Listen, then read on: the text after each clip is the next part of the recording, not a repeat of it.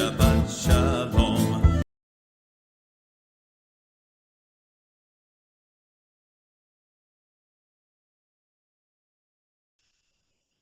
Olá, hoje estamos mais uma vez aqui para trazer um estudo de mais uma paraxá.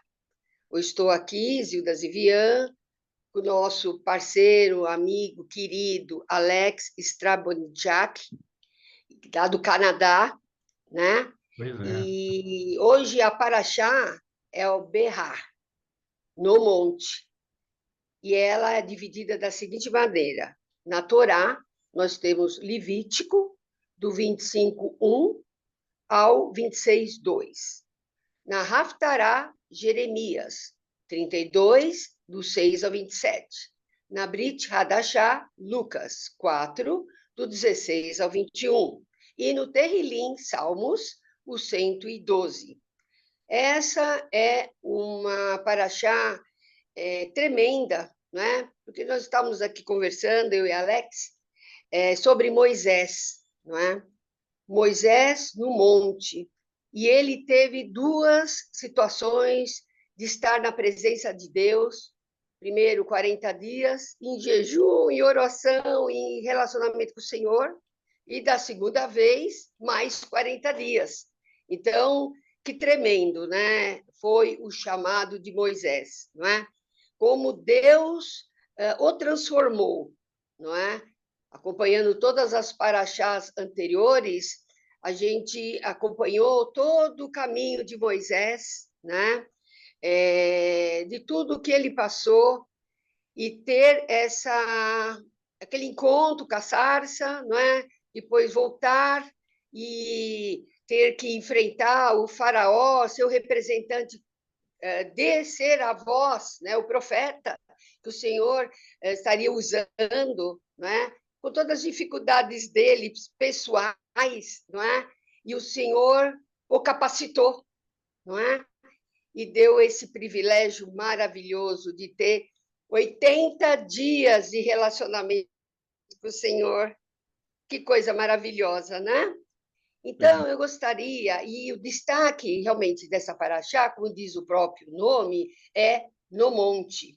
Então, eu vou começar falando de Levítico 25:1, que é o ano sabático, e justamente dá referência do significado da paraxá. Então, Levítico 21:1, ele diz: Então disse o Senhor a Moisés no monte Sinai: Diga o seguinte aos israelitas: quando vocês entrarem na terra que lhes dou, a própria terra guardará um sábado para o Senhor. Durante 6 anos, semeiem as suas lavouras, aparem as suas vinhas e façam a colheita de suas plantações. Mas no 7º ano, a terra terá um sábado de descanso, um sábado dedicado ao Senhor.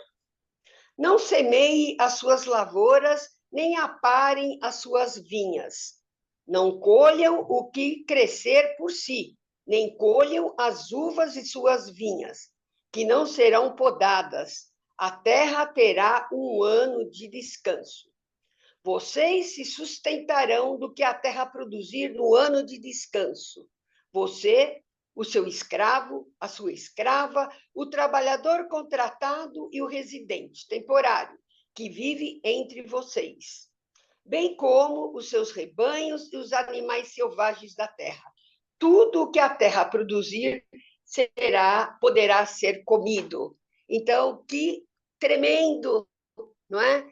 Aí as pessoas, muitas vezes, elas falam, eu vou tirar um ano sabático, não é? Quando as pessoas estão confusas na sua própria andança, com relação a Deus, não é? Com relação à convicção do chamado, não é? A certeza, o que o Senhor quer comigo, não é? As pessoas falam simplesmente, eu vou tirar um ano sabático, não é? Mas esse ano, que tremendo, é algo determinado e designado para o Senhor, não é? Com relação à nossa confiança no Senhor, né? Na sobrevivência, com relação a tudo, não é? A alimentação, ao tratar a terra, terra, a lidar com os escravos, às pessoas que arrendavam a terra, né? Era uma garantia, não é? Que nesse 7º ano o Senhor não faltaria, não é? Então, na verdade, esse é um ano realmente de confirmação. Quem vai obedecer e quem vai ficar na dúvida e não vai seguir aquilo que o Senhor está determinando. Amém? E agora eu queria passar para o Alex, porque é a continuidade, né, de Levíticos, que é o versículo 8, que é o ano do jubileu. Também muito conversado, muito falado, mas às vezes as pessoas não têm a noção, o significado bíblico, não é? Dentro da palavra, né? Com relação a ano sabático e ano do jubileu.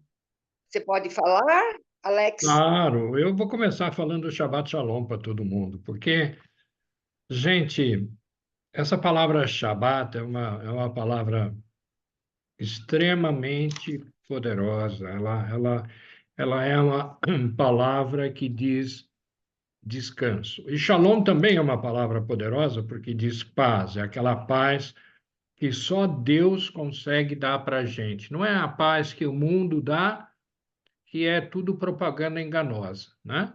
É a paz de Deus, que é uma paz completa, é uma paz que te dá uma tranquilidade, uma paz que te dá a certeza da presença de Deus na tua vida. E, e esse shalom é algo que a gente pode explorar num outro momento. Mas o tema agora é Shabat, né? Esse é o tema do momento. Você falou muito legal, Zilda, sobre esses períodos que Moisés passou no monte. Eu chamo isso de 2 seminários de 40 dias e 40 noites, e não tinha nenhum buffet que a gente vê nos hotéis, nem nada disso, mas o alimento o tempo todo para o Moisés era o próprio Deus, era a palavra de Deus, isso que alimentava o Moisés. Eu fico imaginando o privilégio desse homem, o único homem que conseguiu ter 2 seminários de 40 dias com o próprio Deus falando com ele. A gente fala também em oração, etc., mas 40 dias, 40 noites, e depois mais 40 dias, 40 noites, falando com Deus, Deus instruindo você, Deus dando tanta informação. No Levítico 23, a gente lembra que o que Deus fez? Deus deu as festas, né? Deu 7 festas que Deus queria e quer que a gente celebre.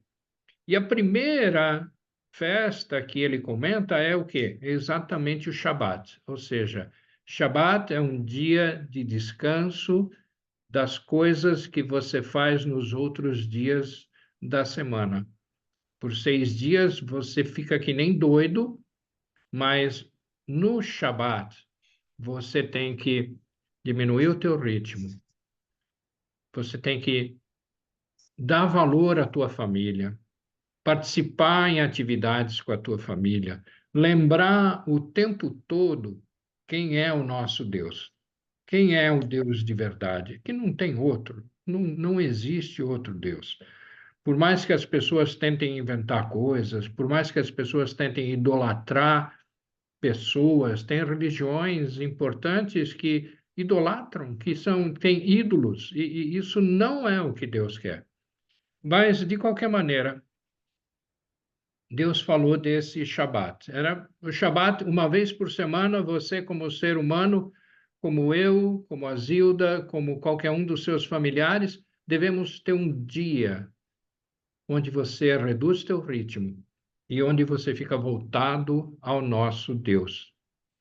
E o interessante é que ele fala de um Shabat para a própria terra. Ou seja, você planta, você faz uma série de coisas, você colhe, você poda, você ajusta, você cresce, faz as coisas crescerem, mas tem um ano em que você tem que dar o descanso para a terra. Até a terra precisa desse Shabat, até a terra precisa desse descanso. E foi o que a Zilda falou muito bem. Até a própria terra precisa desse descanso. Nós precisamos, até a própria terra precisa, as pessoas que trabalham com a gente, que nos ajudam, elas também precisam desse descanso. E o que é mais interessante, Deus coloca um novo Shabat, um a mais, que ele chama de jubileu. Por 7 anos, você vai fazer aquele ritual de ter um ano de descanso. Mas depois de 7 vezes 7 anos, no ano seguinte, ou seja, no 50º ano, você vai, ele é chamado de ano do jubileu, é o ano em que tudo é restaurado. Isso é uma coisa impressionante, ou seja, você pode negociar. A lógica de Deus, ela é totalmente diferente da minha lógica, da lógica da Zilda, da lógica de cada um de nós. A lógica dele é outra. É outra. Primeiro, por quê? Porque tudo o que existe é dele. Tudo que você vê à sua volta é de Deus. Você, eu, cada um de nós, seus familiares, seus ancestrais, a sua casa, os seus animais, as pessoas que trabalham com você, todas essas coisas e pessoas são de Deus. Então, ele é o dono de tudo. E isso quer dizer o seguinte, que o que você tem são coisas que você recebe dele. Para quê? Para que você cuide. E é melhor que você cuide direito, porque senão você vai estar dilapidando coisas de Deus, né? Então é melhor. Tem várias histórias onde mostra o servo infiel que não cuidou do que Deus colocou na mão dele. Então nós temos que cuidar do que Deus coloca na nossa mão. E, às vezes, no dia a dia, o que acontece? A gente acaba se enrascando. Começa a ter dívidas, tem que pedir empréstimo, chega uma hora você não consegue pagar os teus empréstimos, você acaba, e naquela época era assim, você não consegue pagar o empréstimo, você vira escravo. Então tinha um ano em que você seria resgatado. Ou seja, considere-se que tudo que você deve, você não deve mais. As propriedades que você vendeu porque você não conseguia pagar, mas Deus tinha colocado para você essas coisas, você no 50º ano, no ano do jubileu, isso seria restaurado para você. Ou seja, Deus te coloca como cuidador daquilo. E depois você é que vai, com o tempo, cuidando disso. Se você não consegue mais cuidar, você vai precisar para comer, vai precisar de alguma coisa, você acaba cedendo essa propriedade para outra pessoa.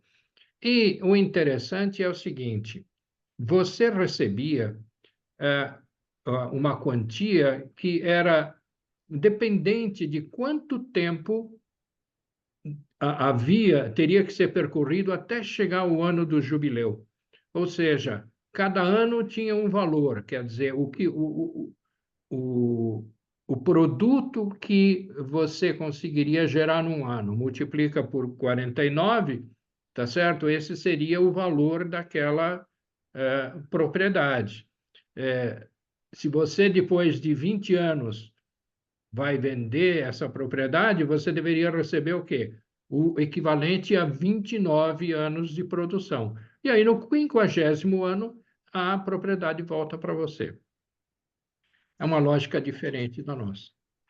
Completamente diferente. Né? Lendo um pouquinho aqui, também contará 7 semanas de anos, no versículo 8 de Levítico 25. 7 vezes 7 anos, de maneira que os dias das 7 semanas de anos te serão 49 anos. Então, No mês sétimo, aos 10 do mês, farás passar a trombeta do jubileu, anunciando. No dia da expiação, no Yom Kippur, né? Fareis passar a trombeta por toda a vossa terra, e santificareis o ano 50, e apregoareis liberdade na terra a todos os seus moradores. Ano de jubileu vos será, e tornareis cada um a sua possessão, e tornareis cada um a sua família. O ano 50 vos será jubileu. Não semeareis, nem cegareis, nada disso. E aí no versículo 17 ele fala assim: ninguém mais oprima o seu próximo, mas terás temor do teu Deus, porque eu sou o Senhor, o vosso Deus.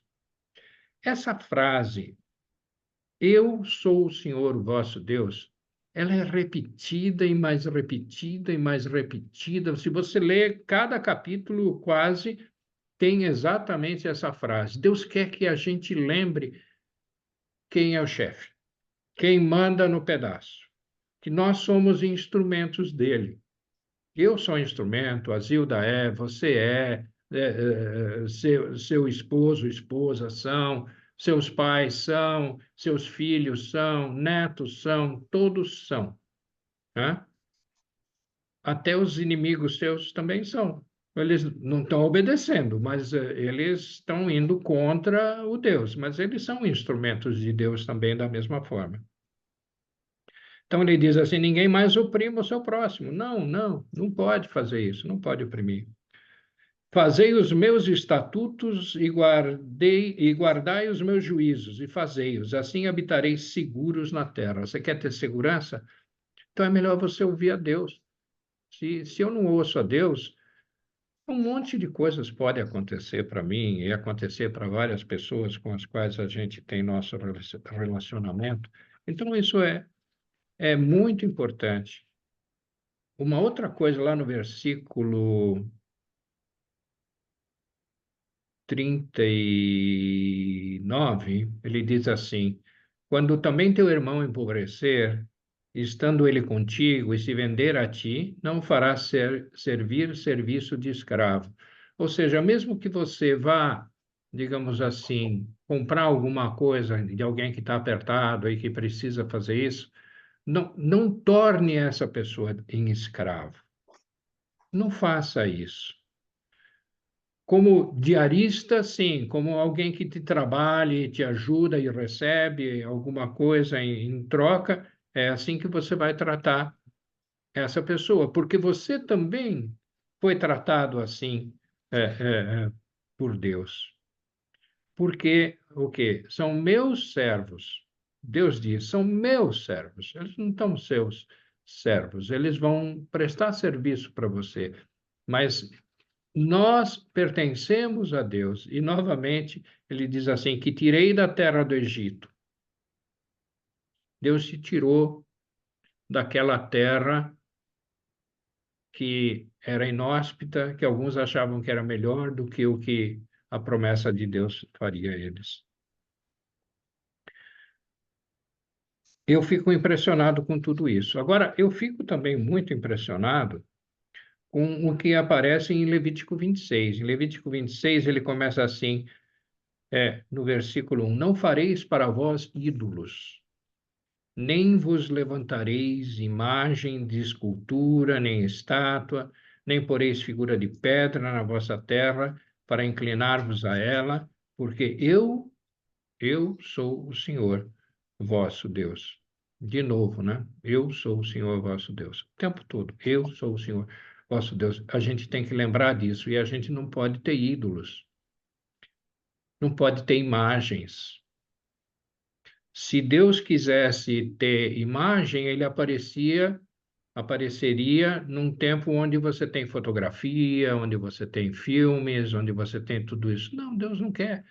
Nem o próprio Deus quer ser louvado por imagens, ele quer ser lembrado, sim, nós temos que lembrar dele, mas não devemos cultuar imagens, nem do próprio Deus. Eu diria até que os judeus lá no deserto, quando fizeram o bezerro de ouro, eles não tinham visto o próprio Deus. Então, eles criaram uma imagem que era uma abominação a Deus, dizendo assim: ah, esse é o Deus. Mas não era. O Deus de verdade, ele não tem fotografia para você, ele não tem escultura para você, ele não é nada disso. Se você vai a algum lugar que está cheio de esculturas, que está cheio de santos, de ídolos, é melhor você reconsiderar. É melhor você reconsiderar. E o pior de tudo é que, às vezes, nós mesmos somos nossos ídolos. Ai, como eu sou ótimo! Zilda também, às vezes, deve pensar: ai, como eu sou ótima! Hã? Só que ótimo é o nosso Deus é excelente. E outra coisa que ele fala aqui: guardareis os meus sábados, o meu Shabat. Guardareis aquele momento de descanso que a gente precisa, porque é nesse momento de descanso que a gente pode dedicar todo o tempo, a gente pode parar de fazer o que fazemos no dia a dia. Ai, Deus, e aí dedicar o tempo ao Senhor, dedicar o tempo à família, super importante. Outra coisa que eu até queria acrescentar antes de voltar para Zilda é: se você olhar em Jeremias 32, você fala assim que faz parte do estudo, você pode falar: poxa, mas o que isso tem a ver com a história, né? É assim, o que aconteceu? Jeremias vivia num tempo onde o quê? Digamos assim, o pessoal já foi removido de Jerusalém para a terra de Nabucodonosor. Foi removido para a Babilônia. Foram desterrados, foram removidos, estava todo mundo sem esperança. Só que Deus fez uma promessa. Lá no versículo 38, né, do Levítico 25, ele fala assim: eu sou o Senhor vosso Deus, que vos tirei da terra do Egito para vos dar a terra de Canaã, para ser vosso Deus. Então, essa terra de Canaã, onde eles estavam, já foi dada para eles, e isso nunca foi revogado, nem nos dias de hoje, isso foi revogado. Tem gente que está doidinho para ocupar aquela terra que Deus deu ao povo dele, ao povo prometido, ao povo escolhido por ele, a Israel. Então, se você está tentando fazer isso, se você está apoiando alguém que está querendo tirar a terra de Israel, é melhor você reconsiderar, porque Deus falou assim: eu abençoarei os que te abençoarem, e eu amaldiçoarei os que te amaldiçoarem. Isso está em Gênesis 12, 2, se eu lembro bem. Se você tem dúvida, lê Gênesis 12, do versículo 1 ao 3, você vai entender muito bem isso daí. Mas o que é essa... Deus fala para Jeremias: olha, resgate a terra do... Acho que era primo dele. Com, comprei, pois, a herdade de Hananel, filho do meu tio, primo dele, que Deus mandou. E aí, no fim, Jeremias, lá no versículo 25, ele vai reclamar com Deus. Ele falou assim: contudo, tu me disseste, ó Senhor Deus, compra para ti o campo por dinheiro e faz o que atestem testemunhas, embora a cidade já esteja dada nas mãos dos caldeus, do reino babilônico, né? É um sentimento normal que a gente teria. Por que eu até comprei, mas por que, Senhor, você me mandou comprar? Aí Deus diz assim no versículo 26: então veio a palavra do Senhor a Jeremias, dizendo: eis que eu sou o Senhor, o Deus de toda a carne. Acaso seria qualquer coisa maravilhosa demais para mim, difícil demais para mim, impossível para mim? Nada é impossível para o nosso Deus. Deus fez uma promessa, ele prometeu, então ele vai cumprir. E a gente vê isso, a gente vê muitas dessas promessas todas já cumpridas. Até o retorno de Israel à terra onde hoje Israel está, Até isso foi promessa de Deus e ele cumpriu. Então, não queira ir contra as promessas de Deus. Se você conhece alguém que vai contra as promessas de Deus, avisa ele para se cuidar, para se cuidar, porque Deus, o Deus de verdade, não deixa barato, não deixa barato. Zilda, eu acho que eu falei demais, você não acha? Melhor eu não falar, né? Eita, nós, eu vou deixar você falar agora. Tá. Então, agora dando andamento a essa paraxá, nós vamos abrir de Hadashá em Lucas 4, 16 a 21. E aí voltamos novamente para a questão do sábado, não é? Como Jesus, não é? Ele ensinava nas sinagogas e todos o elogiavam. Ele foi a Nazaré, onde havia sido criado, e no dia do sábado entrou na sinagoga, como era de costume, e levantou-se para ler. Foi-lhe entregue o livro do profeta Isaías. Abriu-o e encontrou o lugar onde está escrito: O Espírito do Senhor está sobre mim, porque ele me ungiu para pregar boas novas aos pobres. Ele me enviou para proclamar liberdade aos presos e recuperação da vista aos cegos, para libertar os oprimidos e proclamar o ano da graça do Senhor. Então, essa passagem ela é tremenda, porque ela é um cumprimento da Escritura que está em Isaías 61. Então, nessa passagem, o paralelo entre Isaías 61 e Lucas 4, o cumprimento em Yeshua HaMashiach, não é?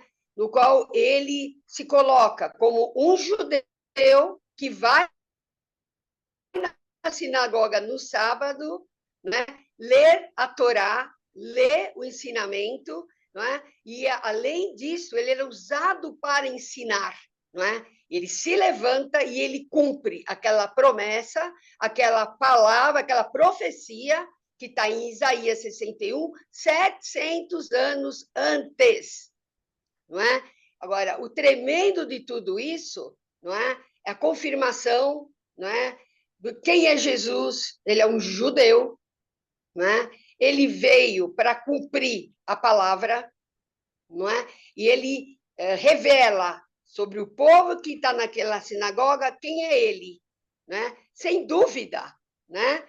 Houve, que deu a sequência, que não está nessa paraxá, mas a atitude das pessoas que ouvem, as pessoas se admiram com o ensino, né? Com a sabedoria. Onde vem tudo isso, não é? Mas ele não era mesmo aquele filho do carpinteiro, de José, não é? As pessoas não conseguem entender, né? Quem é Jesus, não é? E até hoje, não é? Há dificuldades, não é? De enxergar, né? Quem é Jesus, né? Então é tremendo, porque ele cumpre absolutamente tudo. Até ir na sinagoga no sábado, realmente cumprir o Shabat, não é? Entregar esse sábado, os sábados, para o Senhor, e ele se revela num sábado. Não é maravilhoso isso? Que revelação, né? Dando continuidade, não é? O Terrilim, Salmo 112, não é? Que tremendo que é quando é falado, aleluia, como é feliz o homem que teme o Senhor e tem prazer em seus mandamentos, né? A repetição da palavra de Deus, o cumprimento das escrituras, o conhecimento da palavra de Deus é algo assim tremendo, não é? Como ele diz no versículo 4, a luz raia nas trevas para o íntegro, para quem é misericordioso, compassivo e justo. No versículo 8, o seu coração está seguro e nada temerá.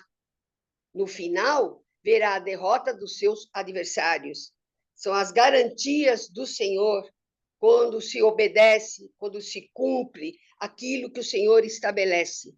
Porque, afinal de contas, Ele é o Deus, Ele é o Senhor Todo-Poderoso. e cabemos a nós nos submetermos, obedecermos, ouvirmos, não é? E seguir aquilo que ele está nos ensinando, não é? Pelas paraxás. Você tem algo para acrescentar, Alex? Eu só posso agradecer ao nosso Deus por tudo que Ele é, pelas maravilhas que Ele faz na nossa vida, pelo cuidado que Ele tem por nós. Às vezes a gente acha, oh, as coisas, por que que isso está acontecendo comigo? Mas eu tenho a certeza que cada detalhe da minha vida, da vida da minha família, da vida dos meus amigos, até da vida dos inimigos, está acontecendo porque Deus está no absoluto controle de tudo. E eu só posso ser grato por isso. E eu quero deixar para vocês, se você me permite encerrar, Sim, dizer: o nosso Deus, ele vive dizendo: eu sou o Deus de verdade.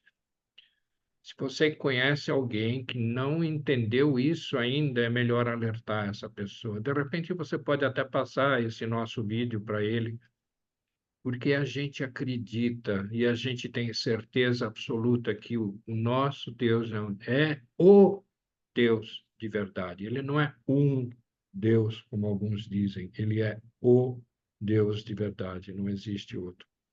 Então, obrigado, meu Deus, por nossa vida, a vida dos nossos, da nossa audiência. Abençoa eles também, as famílias, e coloca-se no coração de todos. Não deixe, Senhor, dúvida no coração deles sobre quem o Senhor é. Muito obrigado, Senhor. E eu desejo a todos um Shabbat Shalom. Zilda, Shabbat Shalom para você, Shabbat audiência Shalom a querida. todos, Shabbat na Shalom. alegria Obrigado. e na paz do Senhor. Amém? Amém. Amém. Obrigado.